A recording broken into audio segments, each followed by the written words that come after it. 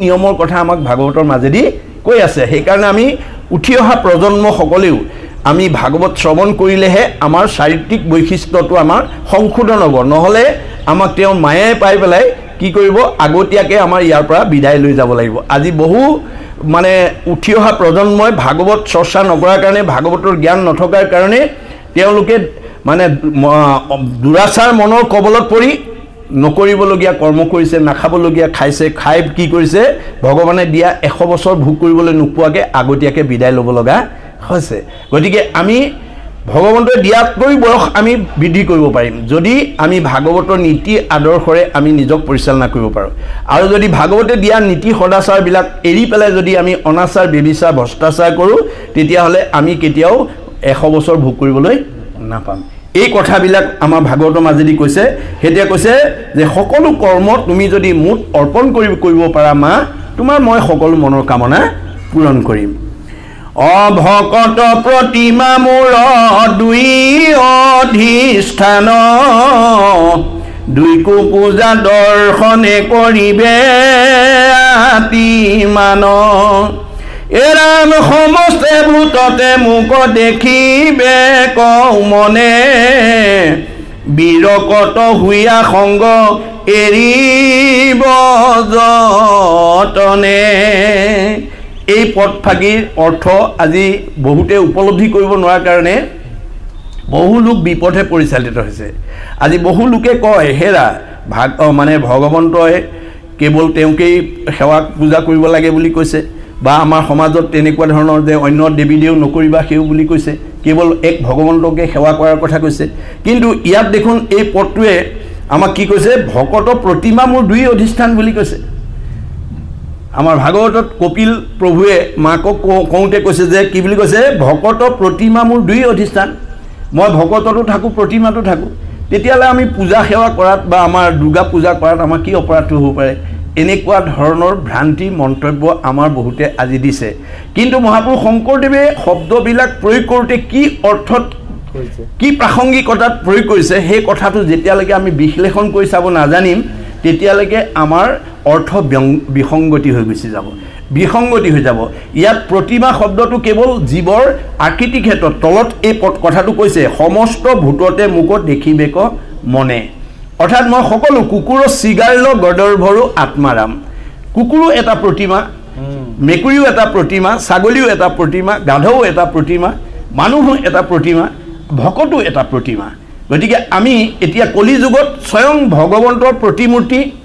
বৈকুণ্ঠৰ প্ৰতি কৃষ্ণক আজি আমি কোনেও দৰ্শন কৰিব নোৱাৰোঁ কিন্তু মহাপুৰুষে ভাগৱতৰ যোগেদি কৈছে কি যে তুমি দৰ্শন কৰিব পাৰিবা কেনেকৈ হৰিৰ মূৰ্তিক হৰি ভক্তক দেখিবা যে ভকতক হৰি মূৰ্তি বুলি মানে কৈছে তেওঁ যে ভকতজনক হৰিৰ মূৰ্তি বুলি তুমি জ্ঞান কৰিবা যে হৰিৰ প্ৰতিমূৰ্তি বুলি তুমি জ্ঞান কৰিবা গতিকে ভকত আৰু ভগৱন্তৰ মাজত কোনো ভিন্নতা নাই গতিকে হৰিৰ মূৰ্তিক হৰি ভক্তক দেখিবা শক্তি অনুৰূপে তাৰ প্ৰীতি আচৰিবা আমি ভকতৰ মানে ঈশ্বৰৰ মূৰ্তি বুলি ভাবি পেলাই আমাৰ শক্তি অনুসৰি তেওঁলোকক শ্ৰদ্ধা ভক্তি আদৰ সম্ভাষণ কৰিব লাগিব কাৰণ আজি অনুষ্ঠানটো সেও কি কৰিছে কিন্তু আমাৰ কেইবাগৰাকী আই বাপে আহি ইয়াত এই কৰ্মভাগ সফল ৰূপায়ণ কৰিবৰ কাৰণে আমাৰ কি কৰিছে সহযোগিতা আগবঢ়াইছে সহায় কৰিছে গতিকে আমাৰ গুৰুজনে কৈছে কৃষ্ণক কীৰ্তন নকৰিয়া ভৈলুহু বৰ্বৰ ইটো হস্ত বাহু মিছা মৃতক হৱৰ মই এই হাত দুখন কৰ্মঠ হৈ থকা সত্ত্বেও মই যদি কৃষ্ণ কৰ্মত এই হাত দুখন অকণমান সহায় কৰিব নোৱাৰোঁ তেতিয়াহ'লে মই এইটো মৰা সহে মাত্ৰ ভাৰ বৈছোঁ গতিকে আমি দৈনন্দিন জীৱনত আমি সৎকৰ্মবিলাকত যাতে আমি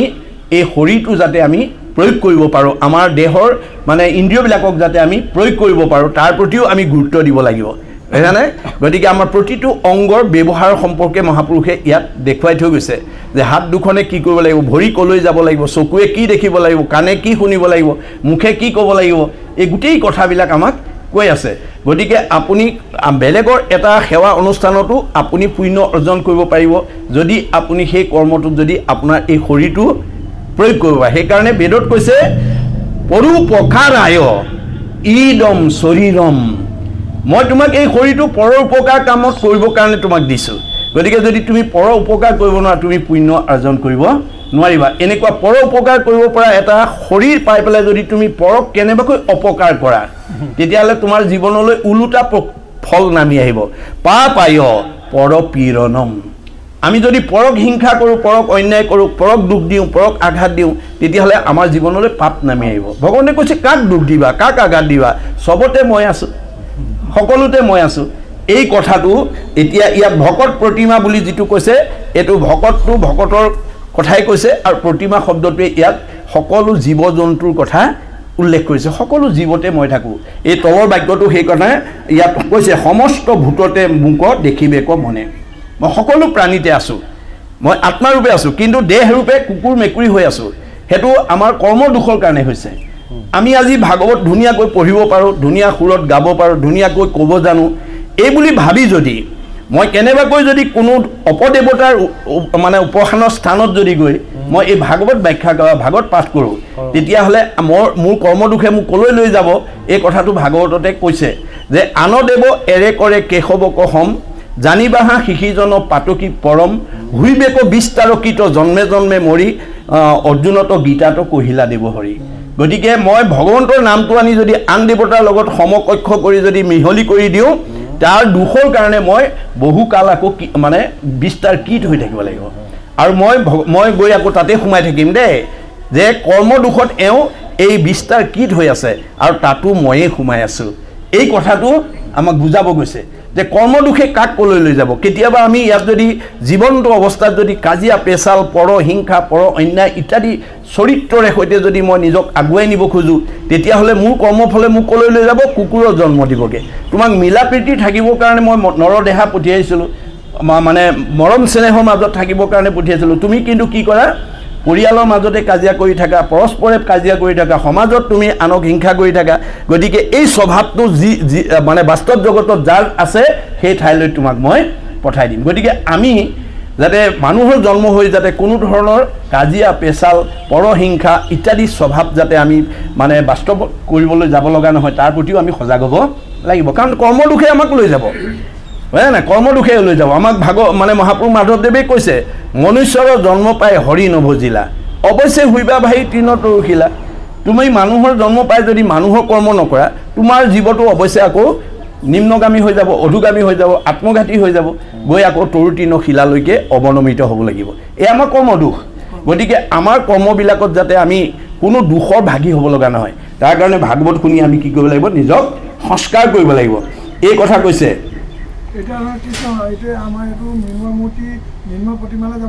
নালাগিব এইটো আমাৰ জড় মূৰ্তিত আমাক পূজা কৰাৰ কথা কোৱা নাই যে মই ভকততো থাকোঁ আৰু প্ৰতিমা মানে জীৱবিলাক পঞ্চভূতি জীৱবিলাক সমস্ত ভূততে মই থাকোঁ সেইকাৰণে কৈছে দুইকো পূজা দৰ্শনে কৰিবে আতি মান যে আমি সকলোকে মান্যতা দিব লাগিব ভকতকো মান্য দিব লাগিব আৰু জীৱৰূপে পশু পক্ষী ইতৰ প্ৰাণীকো আমি মান্যতা দিলেই নহ'ব সেইকাৰণে আমাৰ ভগৱন্তৰ প্ৰিয় হ'বলৈ হ'লে ভগৱন্তৰ সৃষ্টিৰ প্ৰাণীবিলাকক আমি ভাল পাবলৈ শিকিব লাগিব বাইবেলত কৈছে গড লাভছ হিম হু লাভছ হিজ ক্ৰিয়েচাৰ ভগৱন্তই সেইজনকেই ভাল পায় যিজনে তেওঁৰ সৃষ্টিৰ প্ৰাণীবিলাকক ভাল পায় আৰু এই তথ্যটো গুৰুজনাৰ দিনত প্ৰতিপন্ন কৰি অলৌকিকক লৌকিক কৰি অবাস্তৱক বাস্তৱ উদাহৰণ দেখুৱাই থৈ গৈছে ৰাধিকা সতীয়ে সতীত্ব গুণৰ প্ৰথম বৈশিষ্ট্য কি বুলি কৈছিল জয়ন্তী বদতি প্ৰভু শুনি গোসাই সমভাৱে ভূত দয়া কৰো সদায় মোৰ সতীত্ব গুণৰ প্ৰথম বৈশিষ্ট্য হৈছে ভগৱন্তৰ সৃষ্টিৰ সমস্ত পঞ্চভৌতিক প্ৰাণীতে ভগৱন্ত আছে বুলি জানি মই সকলোকে দয়া মৰম চেনেহ ৰক্ষণাবেক্ষণ দিওঁ গুৰুজনে কৈছে বৰ সুন্দৰ হৈছে যিটো সতীত্ব গুণৰ প্ৰভাৱত তেওঁ বুৱতী নদী টেম্বুৱনী জান বন্ধ কৰিবলৈ সক্ষম হৈছে গতিকে এগৰাকী তিৰোতাৰ সতীত্ব গুণৰ প্ৰভাৱত যদি বুৱতী নদী বন্ধ কৰিব পাৰে তেতিয়াহ'লে সেই সৎ গুণৰ মহিমাযুক্ত মহিলাই আমাৰ পৰিয়ালটো উন্নতি কৰিব নোৱাৰিব কিয় আমাৰ সমাজখন উন্নতি কৰিব নোৱাৰিব কিয় আমাৰ পৰিৱেশটো উন্নত কৰিব নোৱাৰিব কিয় এই বিশ্বাস আমাক লাগিব আৰু এই আদৰ্শৰে আমি ভক্তি আচৰণ কৰিব লাগিব সমস্ত ভূততে মোক দেখিবেক মনে বিৰকত হুয়া সংগ এৰিব যতনে যে সমস্তকে যেতিয়া সকলো প্ৰাণীতে যেতিয়া মোক দেখা পাব তেতিয়া তেওঁ সেই প্ৰাণী হিংসা ভাৱৰ পৰা তেওঁ আপোনা আপুনি আঁতৰি আহিব, বিৰপতি হৈ আহিব যে এইটো কৰিলে মোৰ পাপ হ'ব। মই কাৰোবাক যদি হত্যা কৰোঁ, কাৰোবাক যদি দুখ দিওঁ, কাৰোবাক যদি আঘাত দিওঁ, এই কৰ্মই মোৰ জীৱনলৈ কি নমাই আনিব? পাপ নমাই আনিব। পাপ আয় পৰ পীড়নম। গতিকে পৰক হিংসা কৰিলে আমাৰ জীৱনলৈ পাপ নামি আহিব। হয় হয় এইটো বৰগীতত এইটো কথাটো কৈছে মানে যে সকলো প্ৰাণীতে মই আছোঁ, কিন্তু এই কথা জানিও কিছুৱে কি কৰে? মোকে হত্যা কৰি মানে প্ৰাণ তৃপ্তি কৰে। আৰু আপুনি যদি জীৱন্ততে কোনো প্ৰাণী মানে হত্যা কৰি যদি আত্মতৃপ্তিৰ কাৰণে যদি কৰ্ম কৰে, তেতিয়া গীতাৰ জ্ঞান বিজ্ঞান যুগত কৈছে যে তেওঁ পৰকালত গৈ সাপ মানে আৰু সিংহ বাঘৰ জন্ম ল'ব লাগিব। মই এই আগতে প্ৰশ্ন এটা কৰিবলৈ লৈছিলোঁ। হয়, যি মুক্তি পায়, হয়, মুক্তি পোৱা যেনে আৰু পুনৰ জন্ম নহয়। হয় হয় হয়, তেওঁ আহিব নালাগে। যেতিয়া আমাৰ পঞ্চপ্ৰকাৰ মুক্তি যেতিয়া আমাৰ ভকতি দ্বাৰা আপুনি ভক্তি কৰা ভকতে মুক্তি নিবিচাৰে, কিন্তু মুক্তিহে 5 প্ৰকাৰ মুক্তিহে ভকতৰ ওচৰত মুখ লোৱা কৰি গৈ থাকে। এইকাৰণেই নিবিচাৰে যে মুক্তি পালে তাত আমাৰ ভকতিৰ ৰসটো নাপায়, ভক্তিৰ ৰসটো নাপায়। এতিয়া স্বৰ্গত ভোগ আছে, ভোগবাদ আছে, কিন্তু ভক্তিবাদটো নাই। সেইকাৰণে দেৱতাসকলে জানিছে যে যদি আমি ভোগেই কৰি থাকোঁ, এদিন আমাৰ পুণ্যবিলাক বিনাশ হৈ যাব। যে ভোগভুঞ্জি পুণ্য কৰা ক্ষয়, পুণ্যবিলাক যেতিয়া নষ্ট হৈ যাব, আমি আকৌ পাপলৈ মানে মৰ্ত্যলৈ নামি যাব লাগিব, বা আমি দুখৰ জীৱনলৈ পাপলৈ নামি যাব লাগিব। গতিকে এই কথা জানি তেওঁলোকেও ভগৱানক কৈছে যে আমাকো নৰতটো দিয়া, যাতে আমি ভক্তি কৰি আকৌ যাতে আমি সংসাৰ চক্ৰত যাতে ঘূৰি থাকিব লগা নহয়। ভক্তিয়ে আমাক কি কৰিব? জন্ম ৰহিত কৰি দিব। ভক্তিয়ে জন্ম ৰহিত কৰিব, পুনৰ আমি আহিব লগা নহয়। এ সমানত মৈত্ৰী উত্তমত সৎকাৰ, দৰিদ্ৰত দায়া কৰিবে বাৰম্বাৰ। এৰাম গীতা ভাগৱত শাস্ত্ৰ কৰিবে শ্ৰৱণ, সাধুৰ সংগে মোৰ নাম কৰিবে কীৰ্তন। এতিয়া আমাৰ শাস্ত্ৰ ভাগৱত শুনা মানুহৰ স্বভাৱবিলাক সৎ হৈ যায়, আমাৰ আচৰণবিলাক শুদ্ধ হৈ যায় বুলি কৈছে। যে আমাৰ এই সংসাৰতে আমি বৈকুণ্ঠৰ সুখ, স্বৰ্গৰ ভোগ আমি লাভ কৰিব লাগিব। কিহৰ জৰিয়তে? কৰ্মৰ জৰিয়তে। এতিয়া আমাৰ যেতিয়া শাস্ত্ৰ অনুবৰ্তী হ'ব, তেতিয়া আমি ইয়াতে বৈকুণ্ঠৰ সুখ লাভ কৰিব। বৈকুণ্ঠ হৈছে ন কুণ্ঠা, য'ত কোনো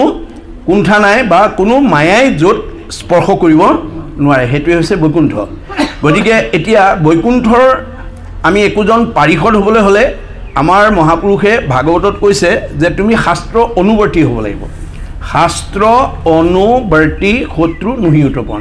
শাস্ত্ৰ যেতিয়া আমি অনুবৰ্তী হ'ম, তেতিয়া আমাৰ কোনো শত্ৰুৰ উৎপত্তি হ'ব নোৱাৰে। কিয় নোৱাৰে? আমাৰ আচৰণটো শুদ্ধ হৈ যাব। আমাৰ আচৰণ কেনেকুৱা কৰিব লাগিব? সমানত মৈত্ৰী, সমজনক আমি বন্ধুত্বভাৱে ব্যৱহাৰ কৰিব জানিব লাগিব। উত্তমত সৎকাৰ, আমি জ্যেষ্ঠজনক আমি মান্যতা দিব জানিব লাগিব। আজি আপোনালোকে দেখিছে আমাৰ সমাজত বহু লোকে ব্যৱহাৰ কৰিব নজনাৰ কাৰণে, উত্তমজনক জ্যেষ্ঠজনক মান্যতা দিব নজনাৰ কাৰণে মানে পাৰিবাৰিক জীৱনত বহুত অপায় অমংগলে দেখা দিছে। বহুত শাহু আৰু বোৱাৰীৰ মাজতে মনোমালিন্য ঘটিছে। কিয়? শাহুৱেকে বোৱাৰীকক যিটো আচৰণ কৰিব লাগে বা বোৱাৰীয়েকে শাহুৱেকক মানে যিটো শ্ৰদ্ধা কৰিব লাগে, তাৰ ব্যতিক্ৰম হোৱাৰ কাৰণে আজি বহুততে কি হৈছে? অপায় অমংগল হৈছে। আপোনাৰ শাস্ত্ৰ অধ্যয়ন, আপোনাৰ বহু বিদ্যাৱন্ত ডিগ্ৰীধাৰী বোৱাৰীকো হয়তো শাহুৱেকে ভাল নাই পোৱা। কিয়? আচৰণ কৰিব নাজানে। বহুত আজি শিক্ষিত ডিগ্ৰীধাৰী, বহুত বিশ্ববিদ্যালয়ত ডিগ্ৰী ধৰা বহু লোক আছে, কিন্তু ব্যৱহাৰ কৰিব নাজানে। মানুহক কেনেকৈ ব্যৱহাৰ কৰিব লাগে সেই কথাটো নাজানে, যাৰ কাৰণে হয়তো তেওঁ বহুত ডিগ্ৰীধাৰী হোৱাৰ পিছতো, বহুত বিদ্যাৱন্ত হোৱাৰ পিছতো, বহুত জ্ঞানৱন্ত হোৱাৰ পিছতো সমাজে তেওঁক আঁকোৱালি ল'ব নোৱাৰে বা নলয়, বা তেওঁ জনপ্ৰিয়তা অৰ্জন কৰিব নোৱাৰে। ইয়াৰ কাৰণটো হৈছে কি? যে আচৰণত আমাৰ ত্ৰুটি আছে গতিকে আমি আচৰণটো কি কৰিব লাগিব আমাৰ ভাগৱতে যিটো আচৰণ কৰিবৰ কাৰণে আমাক দেখুৱাইছে আমি সেইমতে আচৰণ কৰিব লাগিব যে আমি সমজনক বন্ধু ব্যৱহাৰ কৰিব লাগিব